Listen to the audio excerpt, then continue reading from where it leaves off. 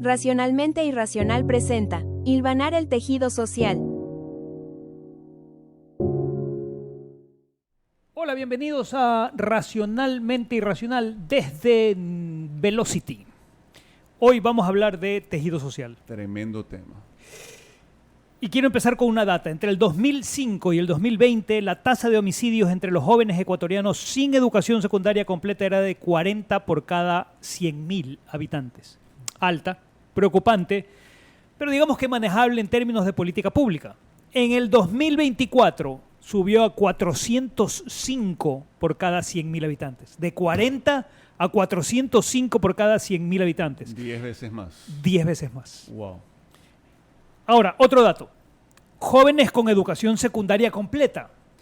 Tasa de homicidios era de 15 por cada 100.000 habitantes en el primer periodo, 2005-2020. A partir de 2021 también sube. Porque nadie en Ecuador quedó completamente a salvo de la crisis, pero llega a 35 en el 2024. Es decir, el salto no es a 405, es a 35. La diferencia entre un joven con secundaria completa y un joven sin secundaria completa es la diferencia entre la tasa de un crecimiento a 35 o a 405, y esto no es estadística. Creo que es el argumento más poderoso para invertir en educación que haya visto. Y esos datos vienen de Flaxo, del segundo boletín del Observatorio de Pobreza, Desigualdad y Desempleo. No son opiniones, son el registro de quienes están muriendo y quienes no. Hoy, nuestro episodio es reconstrucción del tejido social, seguridad, educación y el Ecuador que todavía podemos construir. Racionalmente Irracional presenta Hilvanar el tejido social. Antes de arrancar, los invito a que nos sigan en nuestras redes @moguldesarrollo, visiten nuestro sitio web moguldesarrollo.com, suscríbanse a nuestro YouTube y a nuestro podcast en su plataforma de preferencia, escúchenlo y compártanlo, y escuchen la retransmisión en i99. DJ. DJ. Ok, empezamos. Hola, aquí empezamos Racionalmente Irracional. Bienvenidos. Empecemos por donde empieza cualquier conversación honesta y seria que pudiéramos tener sobre seguridad en el Ecuador. Las medidas de fuerza, el estado de excepción y la militarización, los operativos, ¿funcionan? Funcionan dentro de sus límites, y esos límites son más estrechos de los que las promueven, de quienes las promueven admiten, y más reales de lo que sus críticos reconocen. Las medidas duras logran reducir temporalmente los índices delictivos, crean una señal de presencia estatal, interrumpen operaciones específicas del crimen organizado. Para eso sirven y para eso son útiles. Ok. Pausa necesarísima, un comentario. Y es que más allá de afectos y desafectos de figuras políticas, esto es un análisis de la perspectiva de información, de data. Completamente, o sea, es absolutamente objetivo sobre lo que vemos que existe, ¿no? Uh-huh. Pero como dice Nuno, los operativos tienen un techo, ¿no? Y es que la militarización o los operativos o los estados de emergencia no reconstruyen nada. Pueden de alguna manera contener el índice de violencia, la sangre en las calles, pero no realmente se construye, o sea, no puede curar una herida. El crimen organizado no llena un vacío de seguridad, llena un vacío de Estado a la larga. Donde no hay escuela funcionando, donde no hay salud accesible, donde no hay empleo formal, aparece alguien que sí te ofrece algo. Y ese alguien no necesita uniformes ni instituciones, solo necesita que el Estado haya abandonado ese territorio primero para que ellos puedan captar ese espacio. Esta es una idea muy fuerte. Sí. Esto es, cuando hay ausencia del Estado, alguien ocupa ese espacio. Y delicado. Sí. Y el tema es que hay evidencia de ello. El caso más citado en criminología latinoamericana es el caso de Bukele, Claro, en El Salvador. El gobierno de Nayib Bukele implementó desde el 2022 el estado de excepción más largo y de mayor escala en la historia reciente de la región. Resultados en reducción de homicidios son reales, Sí. son notables en el corto plazo. El país pasó de ser de uno de los más violentos del mundo a registrar tasas históricamente bajas. Pero los analistas independientes señalan dos cosas que el discurso oficial omite. Uno, que la tasa de encarcelamiento proporcional más alta del mundo, con más de 60.000 personas detenidas en condiciones documentadas de hacinamiento y de abusos. Y dos, ausencia de casi total de un plan de reconstrucción institucional para cuando termine la fase, digamos que represiva, ¿no? Ok, pero y ahí viene el punto de este análisis, y es que después de la represión, ¿tienes algo que construya nuevamente el tejido social? Yo creo que esa es exactamente la pregunta que muchos gobiernos que han optado por ese camino han dejado de responder. Y la ausencia de una respuesta es preocupante. Introduzcamos un marco teórico para entender la problemática, para entender el tema. Y es que la severidad de las penas no es la variable más importante en la reducción del crimen, ¿no? Se llama teoría de la disuasión, ¿no? Y tiene sus raíces en Beccaria y Bentham en el siglo XVIII. Tú escribiste un artículo sobre Sí. eso en algún momento, me Sí, acuerdo. que la severidad de las penas no disuade al infractor. Exacto. La severidad de la pena no disuade al agresor. Pero La premisa central es que lo que frena a que una persona cometa un delito no es el tamaño de la pena, sino la certeza o la probabilidad de certeza de que va a ser atrapada y va a ser condenada, ¿no? La certeza pesa más que la severidad. Luego, no es cuestión de simplemente incrementar el volumen de la pena para disminuir el volumen de la criminalidad, sino incrementar la certeza de que el castigo se va a cumplir. correcto. Eso significa que penas más duras no necesariamente disuaden más. Eso es lo que dice la evidencia. Eso dice la Ok. evidencia. El estudio más citado sobre eso es de Daniel Nahin de Carnegie Mellon. Creo que es el criminólogo vivo más influyente del mundo. Su metaanálisis de décadas de evidencia son categóricas. La certeza del castigo tiene un efecto disuasorio significativo. La severidad, en cambio, tiene un efecto marginal que disminuye con cada aumento de pena, ¿no? Doblar la pena de cárcel no significa doblar la disuasión, no la duplican ni de cerca, ¿no? Es más, en el ejemplo del día a día, donde ves que capturan a un delincuente, lo llevan ante el juez y le dan medidas sustitutivas o no pasa nada, ¿qué es lo que empiezas a pensar? No Que sirve. tú también puedes delinquir, Claro. porque no pasa Si nada. no pasa nada, lo hago yo también. Y esto tiene implicaciones políticas enormes que el debate público en Ecuador ignora casi completamente.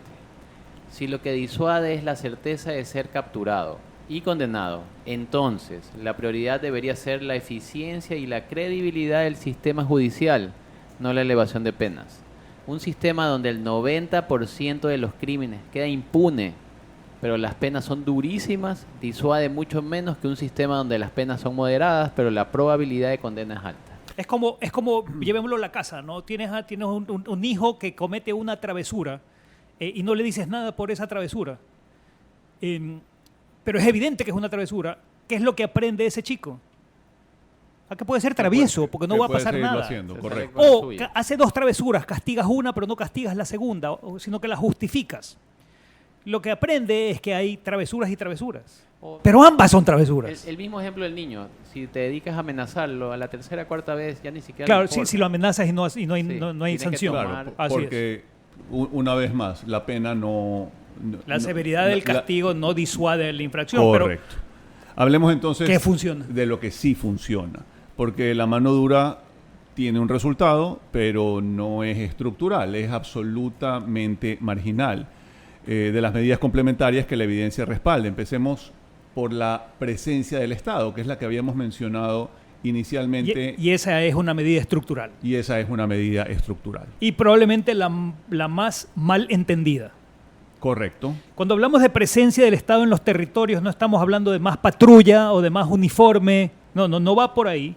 Estamos hablando de la presencia completa del Estado, ¿no? Educación que funcione, salud accesible, empleo formal con perspectivas reales, infraestructura básica, movilización, manejo de desechos, todas aquellas responsabilidades que tienen como competencias los distintos estados, nacionales, municipales y demás, ¿no? La seguridad como consecuencia de la presencia institucional completa, no como sustituto de ella. El politólogo Charles Tilly tiene una frase que se ha vuelto central en los estudios de Estado fallido.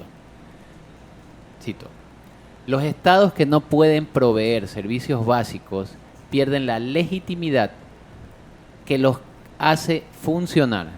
Y cuando el Estado pierde legitimidad, aparecen actores alternativos que llenan ese vacío, como tú mencionabas: el crimen organizado, los grupos paramilitares, las pandillas que controlan el barrio. No como anomalía, como respuesta racional de comunidades que necesitan orden y un Estado que no las provee. Hay un estudio, que se me acaba de disparar un recuerdo, hay un estudio que leí alguna vez que dice que en la medida en que el ciudadano considera que la autoridad es ilegítima, ojo, no estoy diciendo ilegal, ilegítima, es decir, no tiene los niveles de popularidad, reconocimiento y reputación, el ciudadano empieza a pensar que la ley promovida por esa autoridad no es válida. Y ahí viene un grave problema, porque no tienes legitimidad. Exacto. Claro, la estrategia de seguridad tiene que empezar mucho antes. Sí, sí, ¿no? Tal cual.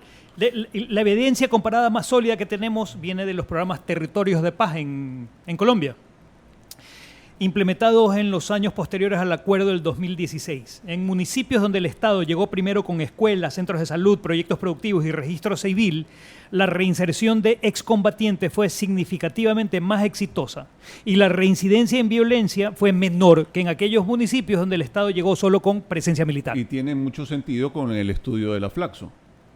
Sí, el orden sin desarrollo no sostiene la paz. Y chicos que logran tener su educación secundaria completa son menos probables víctimas de estos grupos. Exactamente. La segunda medida complementaria es la que yo considero la más urgente y la más políticamente difícil: la reforma judicial que genere confianza real. No reforma retórica, no cambios de nombres, confianza real, medible, percibida por la ciudadanía. Datos, porque esto puede tomarse como algo muy político. Esto no es político. Vamos a los datos. Las tasas de impunidad en Ecuador para delitos violentos graves han estado históricamente por arriba del 80%. Wow. Eso significa que 8 de cada 10 personas que cometen un delito violento en Ecuador no son condenadas. O sea, el sistema ¿Es débil? garantiza la impunidad de alguna manera. Es un sistema que desde la perspectiva de la teoría de la disuasión que estábamos hablando, genera el incentivo equivocado. Correcto. Porque final del día pasa por ahí, ¿no? Que si no hay algo que te disuada, lo que hay es algo que te motiva. Correcto. Es como hemos hablado anteriormente de la viveza criolla, ¿no? Si tú ves que alguien se pasa una luz roja y no le pasa nada, ¿por qué tú no te vas a pasar la luz roja? Empiezas a convertir lo negativo en la norma. Y entonces hay todo un cambio de la escala de valores. Hilvanar el tejido social. Hablemos de la reinserción social, porque en el debate político ecuatoriano proponer inversión en reinserción social de personas que han estado presas genera una reacción inmediata de rechazo, ¿no? O sea, es como, ¿cómo voy a pagar con mis impuestos y voy a premiar a los delincuentes? O sea, ¿cómo respondemos a eso? 80% es la respuesta. A ver, si esa es la tasa de reincidencia promedio en los sistemas carcelarios de América Latina, creo que ahí está la respuesta, ¿no?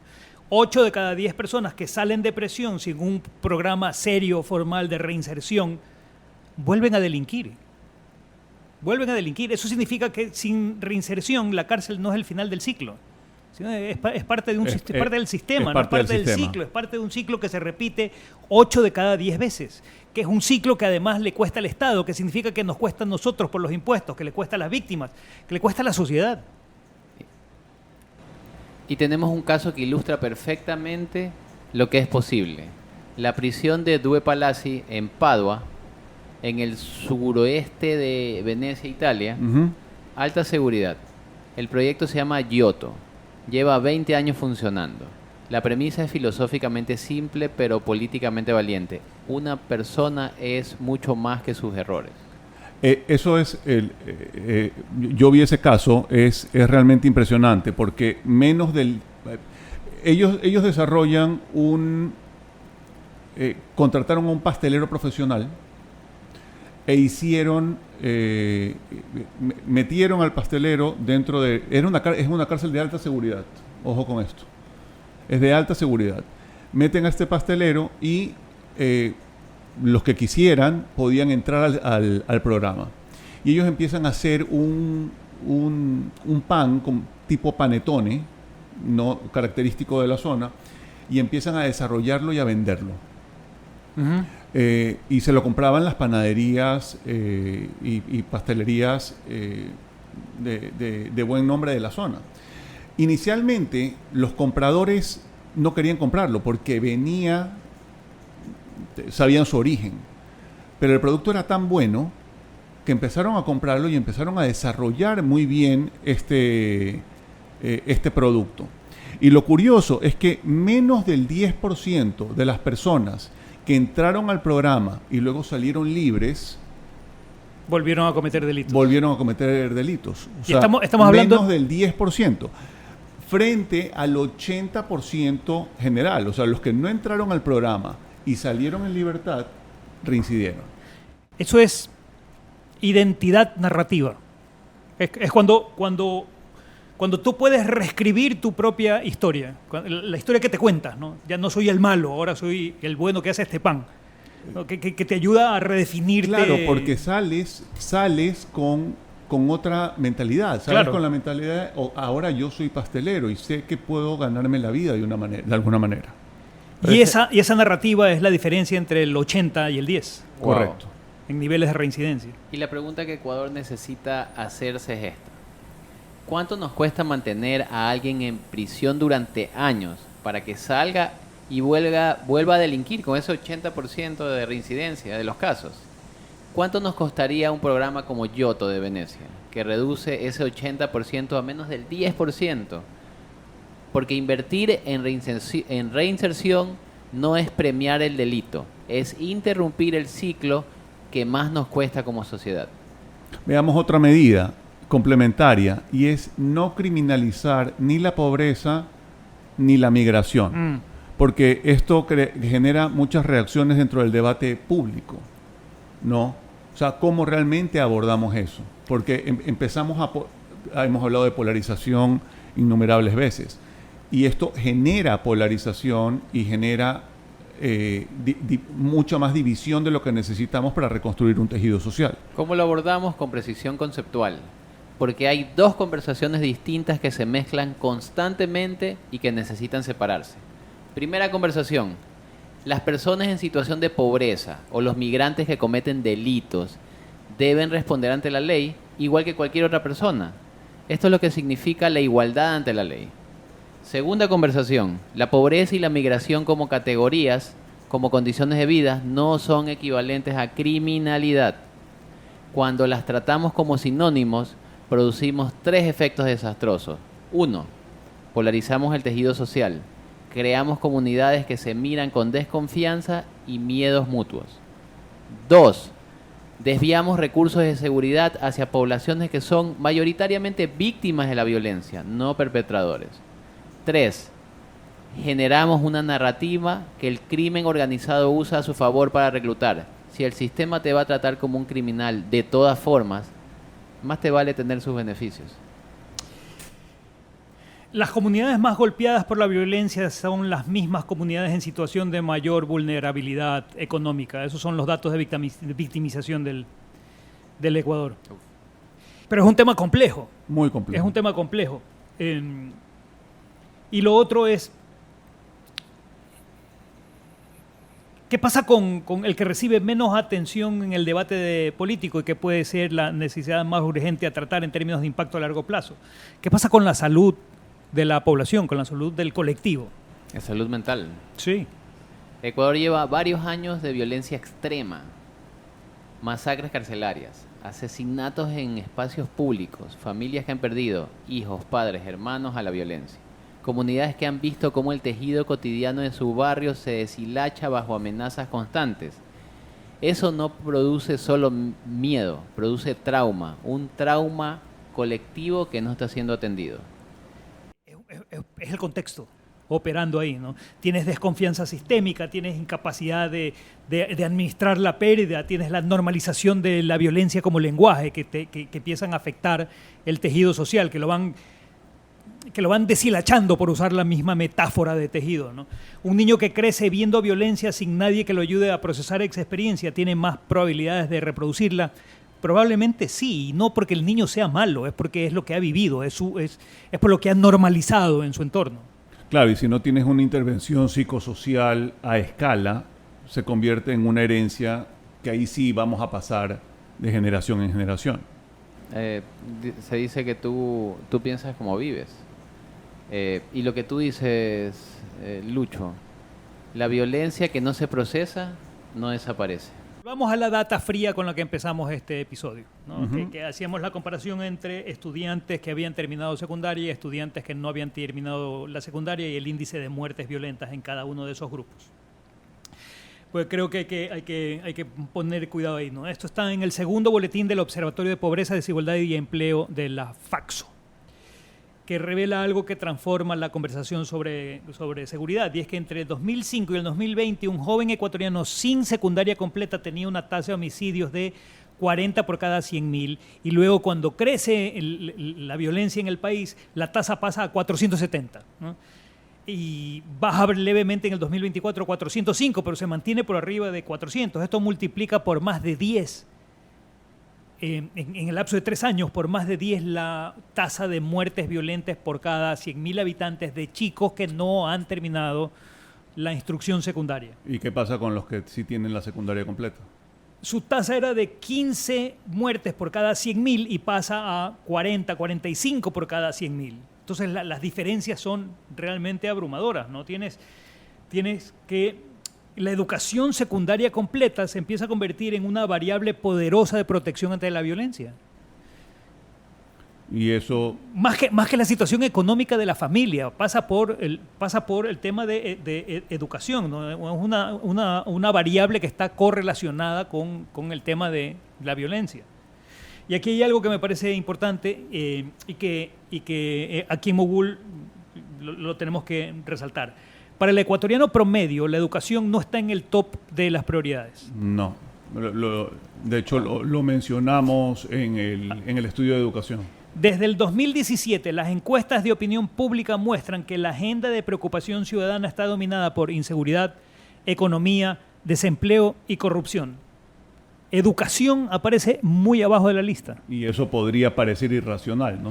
No, es completamente racional desde el punto de vista de las necesidades inmediatas, ¿no? Te sientes inseguro, no tienes empleo, etcétera. Pero un poco es mientras no sepas qué vas a comer ese día o qué le vas a dar de comer a tu familia o si vas a volver o no vas a volver a la casa, todo lo demás es casi irrelevante y va a funcionar mal, ¿no? La pirámide. Maslow. Claro, las necesidades básicas. Que no es una teoría abstracta. Maslow no es abstracto, es una descripción de cómo funciona la cognición bajo situaciones de estrés. Y eso crea una trampa de política pública terrible. Los programas que más impacto tendrían a largo plazo, la mejora educativa, la salud mental comunitaria, la reinserción, son exactamente los que más tiempo tardan en mostrar resultados. Y una ciudadanía en estado de emergencia existencial tiene poca tolerancia por inversiones de largo plazo cuyos frutos no se verá en el próximo ciclo electoral, lo que genera una presión sobre los políticos para priorizar lo visible y lo inmediato sobre lo estructural y necesario. Tú no le puedes pedir a una persona que piense en lapsos de 10 años cuando no sabe si va a sobrevivir las próximas 10 horas. Si no va a llegar a la casa. Terrible. Y el tejido social no se reconstruye con una sola medida. Requiere que las 5 medidas complementarias que describimos operen en paralelo, con financiamiento real, con coordinación institucional real y con una visión de largo plazo que sobreviva a los ciclos electorales.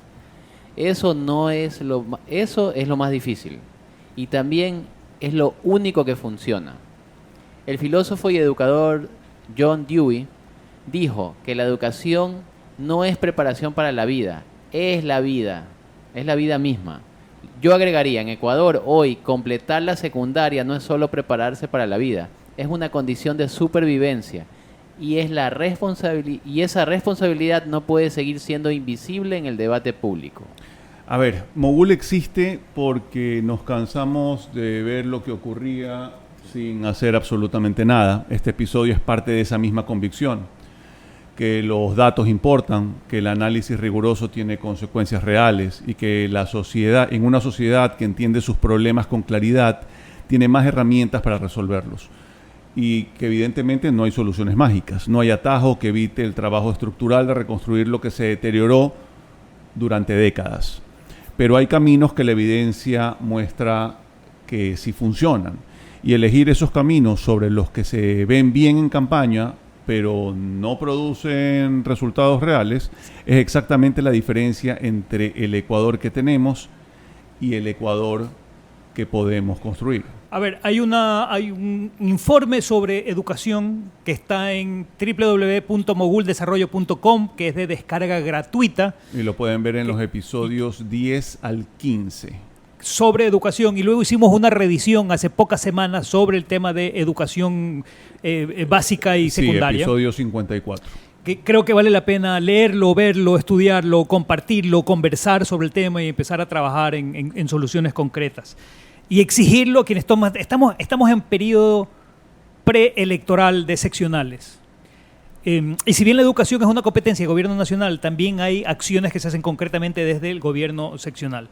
Y acciones que debieran hacerse desde casa. Solo una buena noticia, leía el último informe de lectura, más que de lectura, de producción editorial en Ecuador, de la Cámara del Libro, que me llegó hace una semana. Y la producción editorial está creciendo en Ecuador. Estupenda noticia. Fabuloso. Pero que hayan más autores y más libros y más ISBNs otorgados no significa que la gente necesariamente esté leyendo más. Sin embargo, está creciendo la producción intelectual en Ecuador y eso es buenísimo. Pero no es suficiente. Claro. Por eso estas discusiones, por eso estas conversaciones, ¿no? Y de nuevo, tratamos de hacerlo desde una mirada apolítica, buscando encontrar respuestas. O soluciones. Nos vemos el próximo episodio. Aquí termina Racionalmente Irracional. Gracias por su sintonía. Hasta el próximo episodio.